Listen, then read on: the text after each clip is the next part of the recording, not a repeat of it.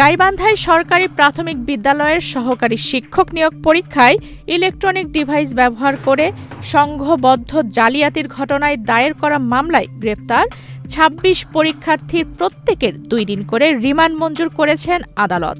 এ সময় আরও ২৫ পরীক্ষার্থীর জামিন নামঞ্জুর করে কারাগারে পাঠানোর নির্দেশ দেওয়া হয়েছে।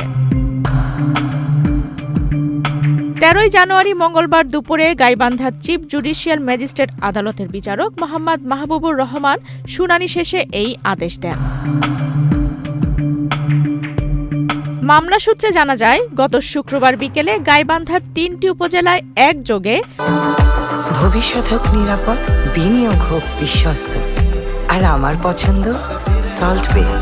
ওয়েলকাম টু সল্ট বে। সরকারি প্রাথমিক বিদ্যালয়ের সহকারী শিক্ষক নিয়োগ পরীক্ষা অনুষ্ঠিত হয়।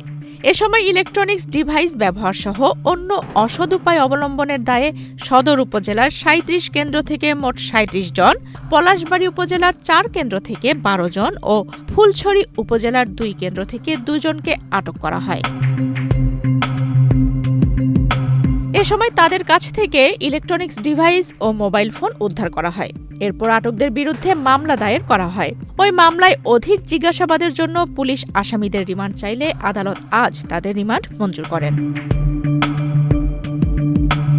এ বিষয়ে গাইবান্ধা কোর্ট ইন্সপেক্টর জামাল উদ্দিন বলেন, ওই ঘটনার মামলায় ২৬ আসামিকে ২ দিন করে রিমান্ড মঞ্জুর ও ১৭ নারীসহ ২৫ আসামির জামিন নামঞ্জুর করে তাদের কারাগারে পাঠানো হয়েছে। গত ৯ জানুয়ারি দেশের ৬১ জেলার সাথে গাইবান্ধাতেও প্রাথমিকের সহকারী শিক্ষক নিয়োগের লিখিত পরীক্ষা অনুষ্ঠিত হয়। গাইবান্ধার ৪৩টি কেন্দ্রে ৪০০ এর অধিক শূন্য পদের বিপরীতে পরীক্ষার্থী ছিল ২৭,৬৮৮ জন।